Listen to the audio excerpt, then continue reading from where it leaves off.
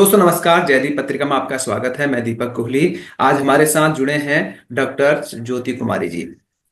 ज्योति कुमारी जी राजस्थान से हैं और जिस परिवार और जिस बैकग्राउंड से ज्योति कुमारी जी आती हैं, वहां से लेकर एक डॉक्टर बनने तक का सफर ज्योति कुमारी जी से हम जानेंगे। कैसे उन्होंने अपने जीवन में संघर्ष किया और आज वो डॉक्टर की भूमिका निभा रही है। तो उस पेशे में उन्हें क्या क्या तकलीफें आती हैं और क्या क्या चुनौतियां सामना करना पड़ता है। स्वागत है मैम आपका जयदीप पत्रिका में। Thank you sir. Thank you so much sir. Ma'am बताइए, झुंझुनू से लेकर असम और उसके बाद नेट की परीक्षा आपने निकाली, एमबीबीएस पास किया और आज आप डॉक्टर हैं। कैसा फील कर रहे हैं आप इस पद पर बैठ के? हाँ, काफी प्राउड फील कर रही हूँ। ये सब कुछ पॉसिबल मेरे पेरेंट्स की वजह से हो पाया है। मैंने मेरी 11th और 12th जो है वो मैंने असम से की है। जी। मेरे फादर जो है वो आर्मी में थे, तो फिर मेरी मतलब स्कूलिंग जो है ऐसे हर मतलब शिफ्ट टू शिफ्ट चली है, ऐसे एक जगह कांस्टेंट तो नहीं रही है। तो मेरी जो 11th और 12th हुई है वो मेरी असम से हुई है, केबी केंद्रीय विद्यालय में। और जो मेरी 11th से 12th जो हुई है वो मेरी कोटा में हुई है। और कोटा में मैंने एज ए ड्रॉप करके नीट पीजी क्लियर किया था। तो ओके। मतलब बाकी सब हाँ, कोटा में मेरे को थोड़ा सा टाइम लगा था चीजें समझने में, क्योंकि हम लोग फर्स्ट फर्स्ट फ्रेशर रहते हैं। तो इतना मतलब कंसेप्ट वगैरह क्लियर करने में थोड़ा टाइम लग गया था। बाकी तो फिर चीजें बाद में एक बार सब चीजें चीजें समझ में आने लगी थी, तो फिर कोई दिक्कत नहीं हुई थी। बाकी क्लियर हो गया था फिर मेरा सेकंड अटेम्प्ट में। मैम नीट एग्जाम की परीक्षाएं कई बार आउट हो जाती हैं और उसके बाद बच्चे परेशान हो जाते हैं। बहुत सारे बीच में सुसाइड केस भी आए थे ऐसे, और आंदोलन भी हुआ था दिल्ली में। इस एग्जाम को लेकर आप क्या कहना चाहेंगे?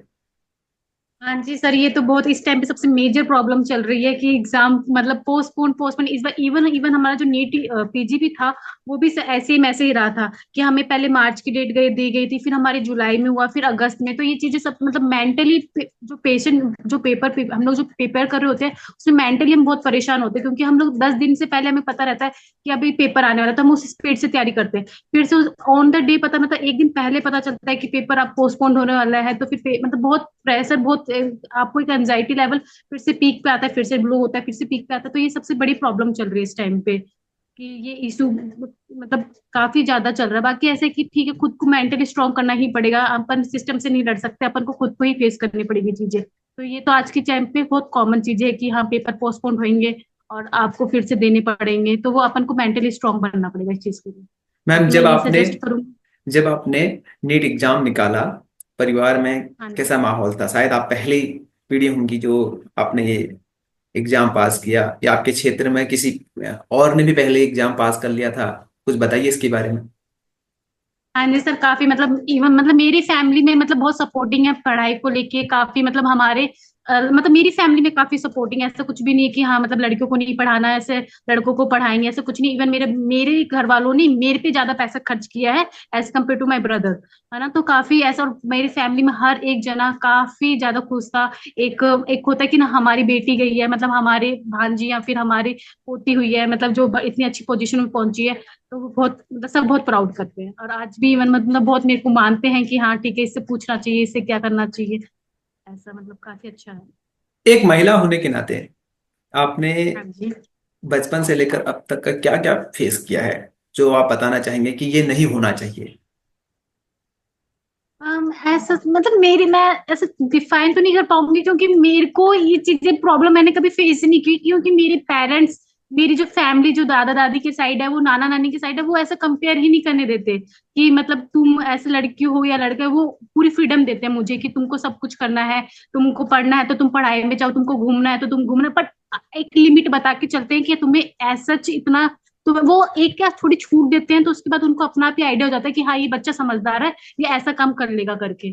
तो फिर ऐसे कोई मतलब मेरे को कभी बाउंडेशन में नहीं रखा उन्होंने ओके। कि तू तो मतलब ऐसे। और मैंने फिर इसके चक्कर से कभी कभी प्रॉब्लम फेस भी नहीं करी कि हाँ कि मुझे आगे जैसे क्या होता है, पहले बच्चे लड़कियों को निकालते नहीं है, फिर एंड टाइम में मतलब एक प्रिपरेशन के लास्ट में जाके निकालते हैं, तो फिर वो बच्चियां समझ ही नहीं पाती कि कहाँ पे जाके सेट सोसाइटी में सेट कब करना है, और कब मतलब आपको कोचिंग में क्या, आपको माइंड सेट क्या लेके चलना है प्रिपरेशन के टाइम में, कितना लोड लेना है, कैसे नहीं लेना, कैसे सोसाइटी से डील करना है, वो उनको आता ही नहीं है, क्योंकि फिर वो निकले ही नहीं है। हमें बहुत पहले ही निकाल दिया गया था कि हाँ ठीक है तुम करो, तुम अपने डिसीजन खुद लो, तुमको क्या चीज पहले एक्सेप्ट करनी है, मतलब क्या चीज तुमको चाहिए जिंदगी से, मतलब पढ़ाई में तुमको क्या स्ट्रीम लेनी है, ये सब उन्होंने हमें खुद पे ही छोड़ रखा था। तो हमें कभी वैसे चीज की प्रॉब्लम नहीं हुई, मुझे ऐसा मुझे कोई प्रॉब्लम नहीं हुई इस चीज से ओके। कि मतलब। पढ़ाई के दौरान या जब आप ट्रेनिंग कर रहे थे उस दौरान कुछ स्टेप की घटनाएं हुई हो? सर ऐसे तो मुझसे ऐसा तो कोई मेरे साथ नहीं हुआ, कोई ऐसा चलो इश्यू ठीक जो मैं ठीक, कोई आपको ऐसे। कोई नहीं, क्योंकि एक्चुअली मैं बस हाँ राजस्थान। मेंटली, हाँ मेंटली प्रेशर वो रहता है कि ओके ओके। हाँ कि मतलब थोड़ा कभी काम ज्यादा आता है, कभी नाइट शिफ्ट करनी पड़ जाती है, कभी मतलब आपको एक CPR वगैरह पेशेंट भी आते हैं, उनको भी डील करना पड़ता है। वो एक वो पर वो धीरे धीरे अपना आप अडेप्ट कर लेते हैं अपने, हमारी जो सिचुएशन ही ऐसी है कि आपको सीखना ही पड़ेगा एट द लास्ट, आपको हर एक सिचुएशन को हैंडल करना। मैम, राजस्थान की महिलाओं के बारे में आप क्या कहना चाहेंगे? क्योंकि मैं भी राजस्थान के ग्रामीण क्षेत्र में घूम के आया हूँ, तो मुझे लगता है कि अभी स्थिति बहुत खतरनाक है महिलाओं की। तो उन स्थिति से कैसे बेहतर बनाया जा सकता है? एक लड़की होने के नाते आपने सोचा होगा कभी, क्योंकि आप इतने बड़े पद पर बैठे हैं आज, आप चाहते होंगे कि यार हाँ, महिलाओं को ये करना चाहिए, कम बच्चे पैदा करने चाहिए, या घर का काम में अपने पति से भी बोलना चाहिए कि आप भी सहयोग करें तो हम मिलके आगे बढ़ सकते हैं। कुछ इस टाइप का आपने सोचा? सबसे मेन बात है कि फैमिली सपोर्टिव होनी चाहिए, जो भी आपका जो पार्टनर है वो सपोर्टिव होना चाहिए। सपोर्ट के बिना नहीं कर सकते इंसान, कितना लड़ लेगा, नहीं लड़ सकता। एक टाइम के बाद आपको एक साथ में चाहिए होता है सब, हर सबसे मेन चीज है सपोर्ट होना चाहिए।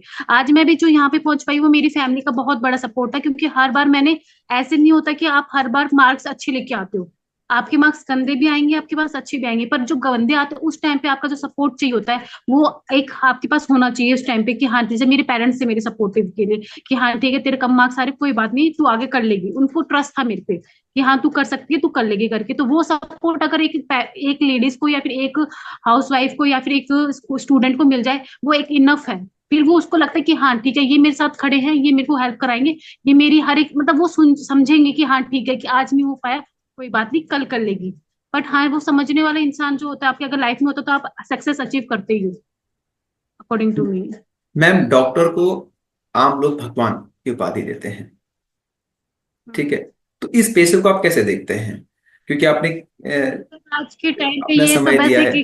कि रह गया हाँ कि भगवान के, क्योंकि आजकल इतने केसेस हो चुके हैं कि इवन हम अभी OPD में भी हमें धमकी दे देते हैं कि हम मीडिया वाले बुला देंगे, आप ऐसा बात कर रहे हो, अब हम आप ये हमारे पेशेंट को आप नहीं देख रहे हो। मतलब देखना एक है ठीक है कि हम इतने सारे लोड होते तो आप एक एक पेशेंट को अच्छे से नहीं देख सकते हो, आप एक फुल टाइम उनको नहीं दे सकते वो। पर वो नहीं समझ के आप मतलब जो अटेंडर होते हैं वो सीधा चढ़ के ही आते हैं कि वो बोलते हैं कि हाँ ठीक है कि आप आपको करना ही पड़ेगा। वो ये नहीं चाहते कि उनकी भी रिस्पॉन्सिबिलिटी के अच्छे से डील करना है, और हम अपनी रिस्पॉन्सिबिलिटी हमें भी ध्यान रखनी है कि हमें हर एक पेरेंट्स से हर एक अटेंडर से अच्छे से बात करना है। हम समझते हैं, पर वो भूल जाते हैं कभी कभी कि हाँ कि नहीं ये भी एक है, इनकी भी ड्यूटी आवर्स होते हैं, ये भी एक टाइम के बाद इनको भी एक फ्रस्ट्रेट हो जाते हैं, पर वो कोई नहीं समझता है। सीधा वो आप पे एक अटैक के मोड पे चलते हैं कि हाँ ठीक है आपकी तो ड्यूटी है, आपको करना पड़ेगा। हम नहीं जानते आप, अगर वो इवन ये नहीं समझते कि वो थर्ड थर्ड सीजेरियन लेके आते हैं कि हाँ हमारे पर नहीं, आप वो अपनी गलती नहीं समझते कि हमारी गलती की वजह से आज पेशेंट जो है वो परेशान चल रहा है, नहीं ये डॉक्टर की वजह से परेशान चल रहा है। काफी केसेस होते हैं ऐसे कि हाँ मतलब जो ब्लेम डायरेक्टली डॉक्टर्स पे ही जाता है, इवन अटेंडर की गलती हो या फिर पेशेंट की गलती हो, वो नहीं देखी जाती। ओके। और फिर टीम भी जो बैठती है फिर वो डॉक्टर्स के ऊपर ही बैठती है फिर एट द लास्ट, एक डॉक्टर की सोसाइटी में भी। एक हाँ डॉक्टर जी। की आम दिनचर्या क्या होती है? क्योंकि बहुत सारे लोगों को ऐसा लगता है कि डॉक्टर, बहुत सारे लोगों को ऐसा लगता है, मुझे भी लगता है कि यार डॉक्टर्स मतलब एक रोबोट की तरह काम करता होगा अपनी लाइफ में, क्योंकि उसको पता है कि इसमें मतलब ये गंदी चीज है, इसका यूज नहीं करना चाहिए, उसको तो सब कुछ पता होता है। तो इसके बारे में थोड़ा बताइए। सर एक्चुअली आपने एकदम सही बोला, रोबोटिक की तरह ही लाइफ हो जाती है। इवन हमारे जो वर्किंग आवर होते हैं वो फिक्स नहीं होते हैं। इवन हम सुबह 4 बज के उठ के जा रहे हैं तो रात को 12 बजे फ्री हो रहे हैं, ये मतलब ये फिक्स्ड ही नहीं है। आपको आप जा चुके हो हॉस्पिटल में, आपको आपके ये पूरा रूटीन मतलब 12 बजे फ्री हो रहे हो तो कोई मतलब नहीं, आपको काम करके जाना है। और कोई ना ड्यूटी आर्ट फिक्स नहीं है कि हाँ ठीक है कि हम भी और नॉर्मल है तो इंसान, बट ऐसे फिक्स होना चाहिए कि 6 घंटे 12 घंटे इतना हमकी ड्यूटी है, पर ऐसा कुछ नहीं होता, हमें बस ठीक है करना है, ऐसा है। कुछ लोगों का मानना है कि जब डॉक्टर है तो खूब पैसा कमाता होगा और खूब लाइफ एंजॉय करता होगा। तो इसके बारे में कुछ बताइए कि यार नहीं, डॉक्टर पैसा कमाता है, लिमिटेड कमाता है, या उसकी लाइफ स्टाइल उतनी बेहतर नहीं है जितनी बेहतर हम सोचते हैं। नहीं है, काफी कहाँ पे बेहतर है। जैसे हमें इतना बिल्कुल, इवन हमें ब्रेकफास्ट करने का टाइम नहीं मिलता। हमें कभी कभी हम लंच स्किप करते हैं। हम पेशेंट को समझाते हैं कि आप रूटीनली पानी पीजिए, आपको ये आपको हेल्थ डाइट अपना मेंटेन अच्छे से खाइए, पर हम खुद ही नहीं एक्सेप्ट कर पाते। हम खुद ही, आजकल इतने केसेस आ रहे हैं कि इतने कम कम एज के डॉक्टर पर अटैक आ रहे हैं, इतने कम कम जो है उनकी जीआईटी में मतलब प्रॉब्लम्स आ रही है, इतनी डिजीजेस उनको हो रही है। क्यों हो रही है? क्योंकि हमारी रूटीन ही इतने बेकार हो रखे हैं। हमारा रूटीन, हमें ये नहीं पता कि हमें कब पानी पीना है, हमें टाइम ही नहीं होता। वो सब हम मतलब हैंड सभी सेम चल रहा होता है कि हाँ ठीक है, कि मतलब फिक्स नहीं है कुछ भी। आपको वर्किंग आवर्स हैं वो आपको कंप्लीट मतलब करने हैं, वो एक डायरेक्टली कि आपको, इवन डॉक्टर अपनी हेल्थ को भूल के पेशेंट की हेल्थ को इंपॉर्टेंस देता है, ये सच है। मैम, एक सरकारी डॉक्टर और एक प्राइवेट डॉक्टर में हम्म। बहुत सारा अंतर होता है। सरकारी डॉक्टर के पास कैसे केसेस आते हैं, क्योंकि वहां तो गरीब लोग ज्यादा आते हैं, तो किस प्रकार के केसेस आते हैं, कुछ बताएंगे आप? सर मैंने एक्चुअली इस चीज का तो मैं आपको अच्छे से नहीं बता सकती, क्योंकि मैंने प्राइवेट में अभी तक कभी एज ए डॉक्टर काम नहीं किया, मैंने गवर्नमेंट में ही किया।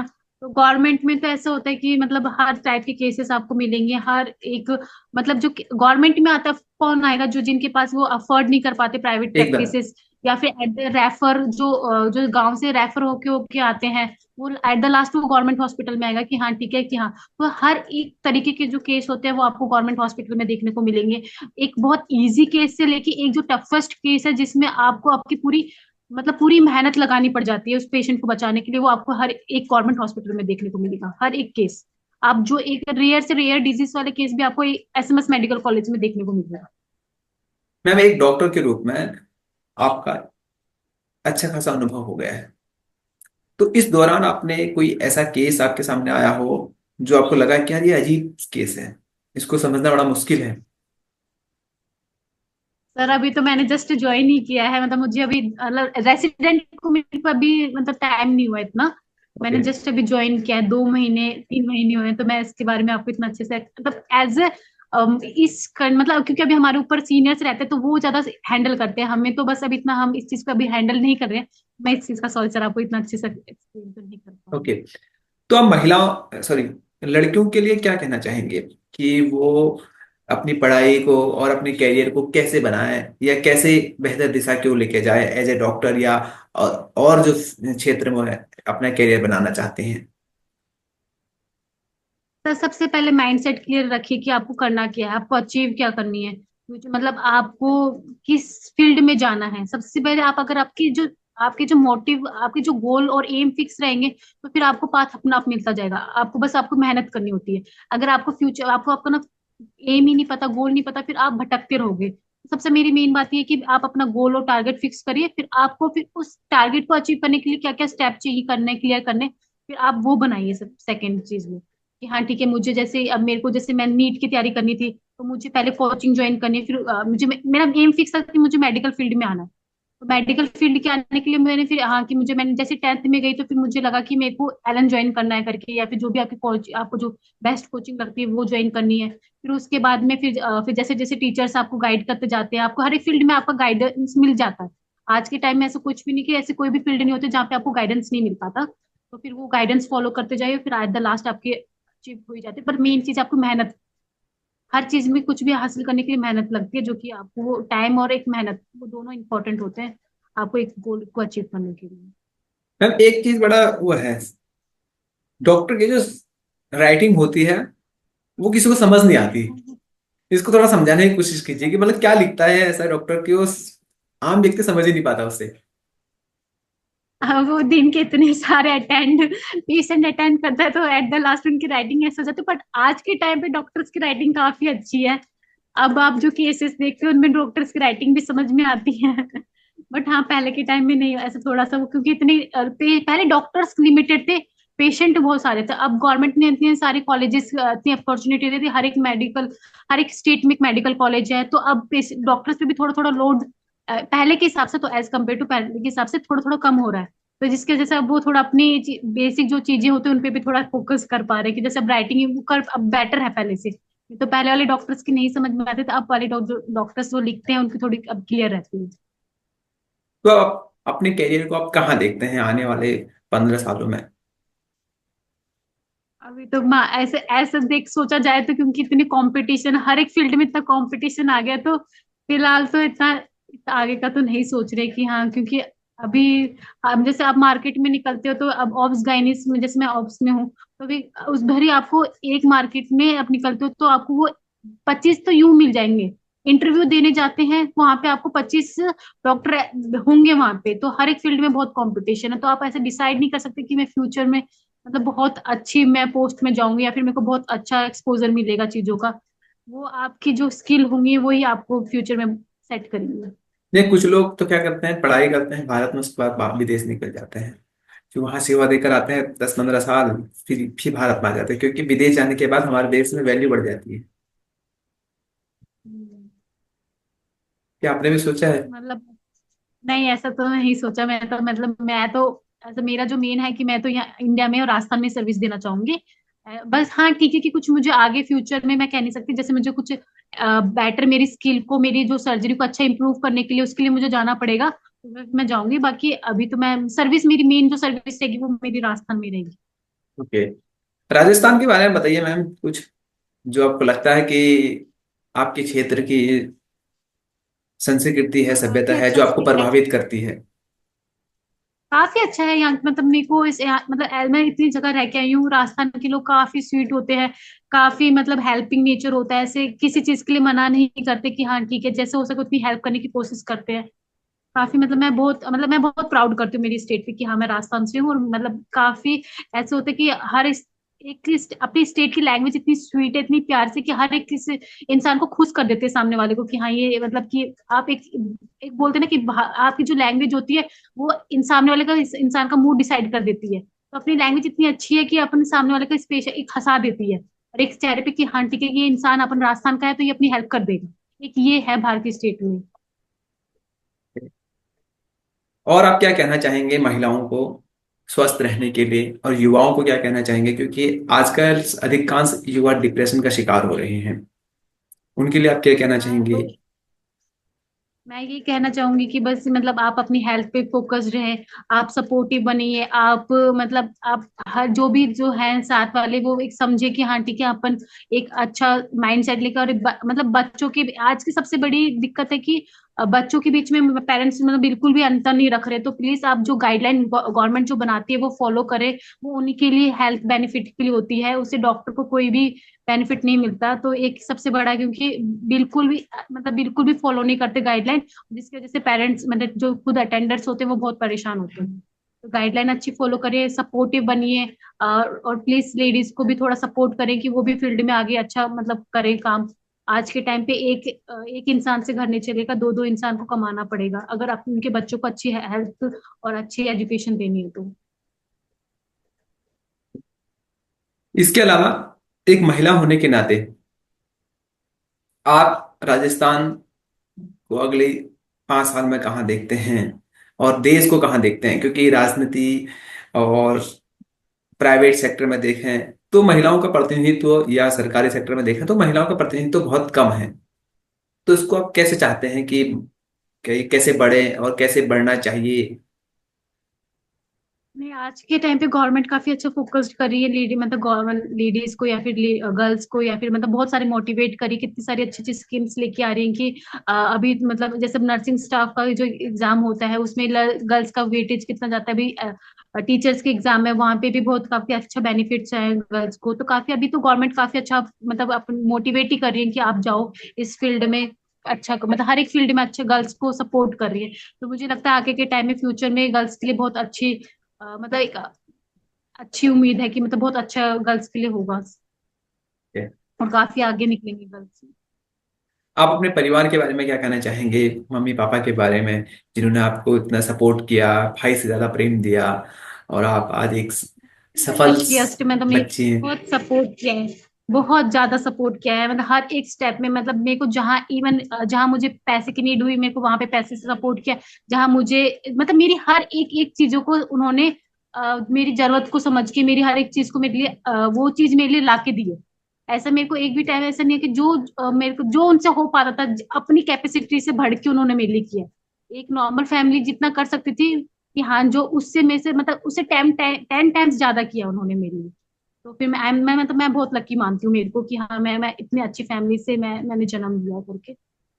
मतलब उन्होंने बहुत सपोर्ट, इवन मेरी जो नानी है, नानी की साइड है, उन्होंने भी मेरे को बहुत सपोर्ट किया है, और मेरी जो दादी की साइड है उन्होंने भी बहुत सपोर्ट किया। तो मेरी पूरी फैमिली बहुत इस चीज में बहुत सपोर्टिव रही है कि करना है तुझे, तू अच्छा कर सकती है। तो फ्यूचर में मतलब ऐसे कि हाँ, उनका एक मोटिवेशन रहा है। जैसे मेरे टेस्ट में एग्जाम में नंबर कम आते थे, तो उन्होंने मुझे बहुत मोटिवेट किया कि हाँ, कोई बात नहीं, इस बार एग्जाम में कम आए, अगली बार तो अच्छा कर लेगी, अगली बार इसे और भी अच्छा करेगी। तो एक मुझे मतलब हर एक, मैं बोल रही हूँ, हर एक सीढ़ियों की जो एक सीढ़ी होती है उसको क्लियर करने के लिए, जो हर एक चीज उन्होंने, जो ऑब्स्टेकल्स होते हैं उन सबको क्लियर किया उन्होंने मेरे लिए। चलिए, बहुत बहुत धन्यवाद आपका मैम। अगर आप कुछ युवाओं के लिए और लड़कियों के लिए कुछ कहना चाहते हैं तो आप कह सकते हैं। उसके बाद इस संवाद को हम यहीं पर समाप्त करेंगे। हाँ जी, बस बस अच्छा, आप माइंडसेट अच्छा रखिए, खुद से इंडिपेंडेंट होने की कोशिश करिए। और अगर आप खुद इंडिपेंडेंट होगे और खुद आप सोचने की कोशिश करोगे कि हाँ, मैं कर सकती हूँ, तो आप जरूर करोगे। यही है, बाकी तो thank you ma'am. Thank you so much sir, nice to talk you.